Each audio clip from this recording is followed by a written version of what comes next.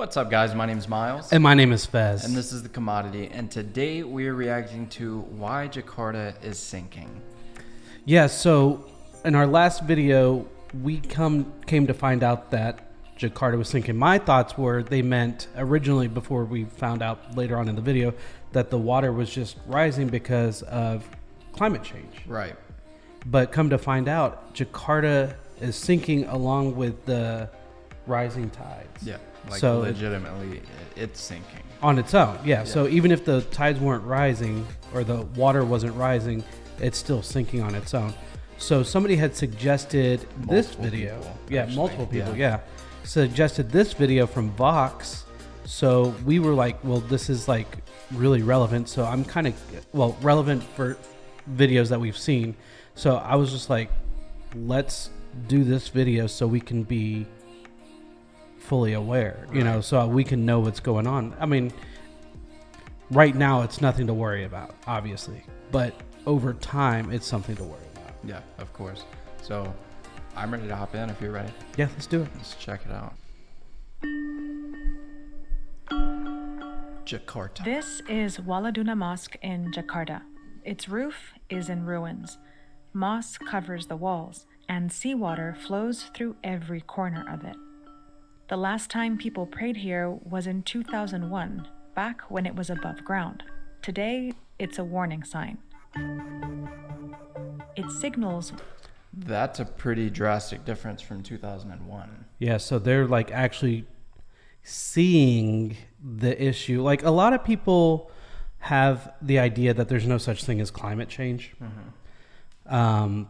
And so they don't want to believe, even if you show them videos of like shelves of ice falling off of Antarctica and, from the polar caps and melting and stuff like that. This is different. This is at home. Yeah. This is them actually getting to see change in a negative way. So they're very aware of this. Right. But again, too, in the last video, it said that pocket under them was causing the sinkage as well. Yeah. So, I mean, it goes with both things. So this is kind of like a way for the people locally to be like, okay, as a local society, which I wish we had this here, everybody has to do their part. It's time to make change. And somebody, was it here that somebody said that they might be moving their capital, so it will literally ease up on a lot of that stuff? Yeah. What could happen to Indonesia's capital city if things don't change soon? Because even though Jakarta faces the same rising sea levels as other coastal cities around the world, that's not quite what we're looking at here. Jakarta is sinking, and it's been sinking for decades. These blue areas show just how much the city has sunk since the 1970s. The darker the area gets, the more it's dropped. 3 to 4 meters. Here's how much it's descended today. And 1 meter is 3.3 feet. Happens here in the north coast, where Jakarta meets the Java Sea. Here, the land is sinking by about 25 centimeters a year, destabilizing the area, damaging homes, and upending people's lives over and over again. That's crazy. Turun terus, jadi kita bangun lagi asal begini mah ya mau pindah kemana lagi namanya udah orang. Many residents here are fishermen who need to live by the coast to make a living. But further inland, Jakarta's more than 10 million residents are also at risk. A huge portion of the city and the homes of millions could be underwater by 2050. Jakarta sits on a swampy plain. So, obviously, a lot, and population growth is going to happen over that time. Right. So it could actually push it even faster. Well, right, because the weight of the buildings and I mean, obviously more people, Yeah, and now maybe it is a good idea to move your capital city, because it's not going to slow down. Right. It's going to get worse. On low coastal land. It has 13 rivers that drain through it. But the reason the city's sinking is actually that most people here don't have enough water. Most Jakartans lack access to clean, piped water. Instead, they get their water by digging wells like this one. The pumps go deep into the ground to extract the water stored in aquifers. Underground layers of rock that hold groundwater. The porous spaces of the rock are filled with it. Multiply this by a few million, and you have a problem. Think of the rock as a soaked sponge. The more water is extracted, the more it deflates, causing the soil to compact and collapse, and the ground above it to sink. Pumps alone shouldn't be able to do this. While some layers of earth will never recover their water, aquifers are usually refilled naturally when it rains. But in Jakarta, that's becoming increasingly rare. For decades, Jakarta has been developing at a fast pace and is now covered in concrete.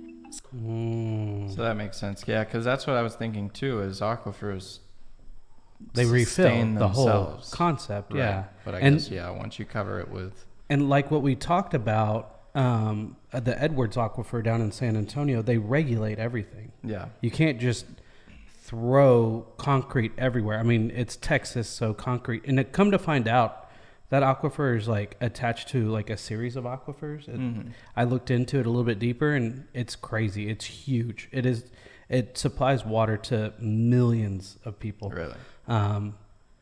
However, this is definitely not sustainable without them completely tearing down parts of the city.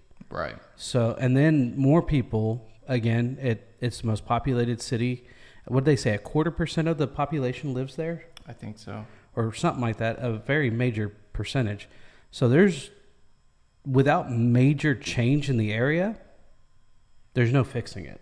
Right. And it's not even something that they could have saw coming until it started happening, really. Exactly. I'm sure scientists may have known. Yeah. Been like, this isn't going to add up. This isn't going to work out. But a lot of people that run cities, the financial side of things, that's more important to a lot of people. The economics, I've even heard people here in the U.S., economics is more important than sustainability. Right. Which is insane. Yeah, no, it makes no sense. So the rainfall that would usually fill up the aquifers isn't being absorbed.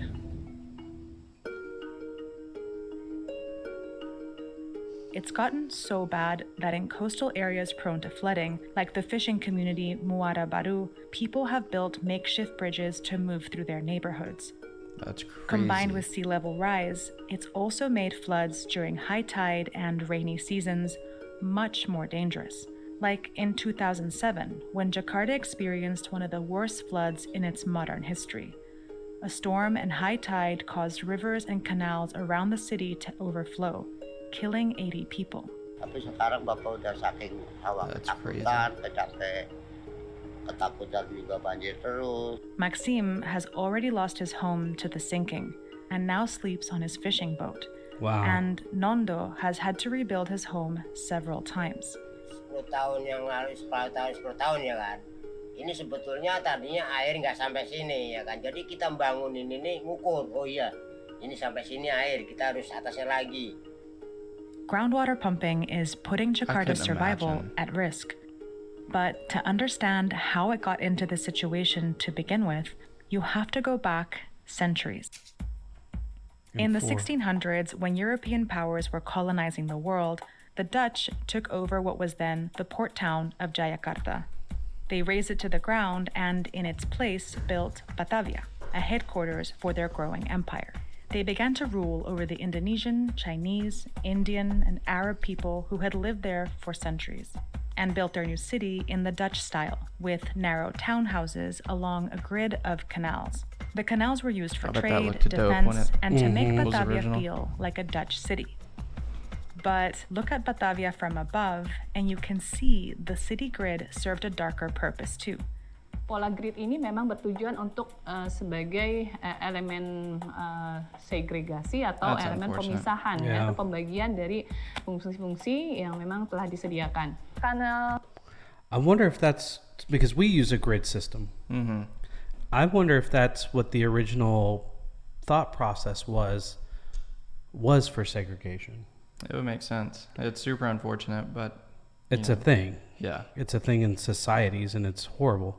I mean, we still kind of do that whenever we're dividing up our election And school systems and stuff everything. like that. Yeah, I mean, it's called gerrymandering if you mess with it too much.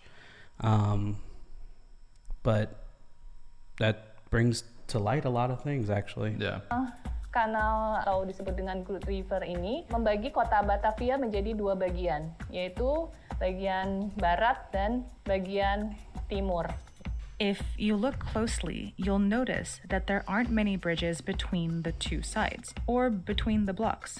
This was by design. The Dutch were outnumbered, so in order to control the local population, they divided it. It looked like this. Pretty much every group was confined to their city quarter. The Moors. The Dutch ruled over the local population like this for over a century. But that began to change in the mid-1700s. Because the Dutch didn't properly maintain the canals, they began to deteriorate, and sediment from earthquakes blocked the flow of water. The water in the canals turned stagnant and soon deadly. Kanal-kanal itu rusak. So from there you can't get your Kemudian water. Batavia menjadi endemik dari Well, that should have been ocean penyakit, water berbagai anyways. macam penyakit I would dari think mulai so. tipes sampai Or dengan salt water, however. malaria. As disease spread through the canals, the wealthier Dutch moved south of Batavia, where they began to develop a new colonial administrative center. But despite the death and disease, the Dutch continued to leave the canals untreated. Instead, they began to use piped water. In the 1870s, they developed the first centralized water supply, with iron pipes to distribute water to homes. The pipes provided clean drinking water and indoor bathrooms, but the pipes were concentrated in these areas where the Dutch had moved to. The indigenous population was left in informal settlements called kampongs, far from the piped water, and this created a new kind of division in the city. Segregasi itu terjadi dalam hal akses ruang kebersihan That sucks. terhadap akses Like if you're fasilitas not a sanitasi. specific person, you can't. Native residents had to Use the rely on bathroom street vendors inside. for water. Well, we did the same But thing. most often, Yeah. they were forced to get their water from the neglected canals. It took decades before The pipes were Brits, finally built in these communities, and when they Colonies. were, it would only be a few public standpipes. Dan akhirnya sepertinya itu menjadi sebuah pembentukan mental yang seolah-olah masyarakat pribumi itu tidak mengerti sanitasi dengan peradaban yang rendah.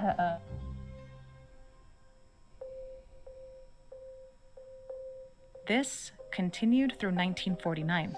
After an armed conflict, the Dutch Yeah. finally recognized Indonesia's independence and left.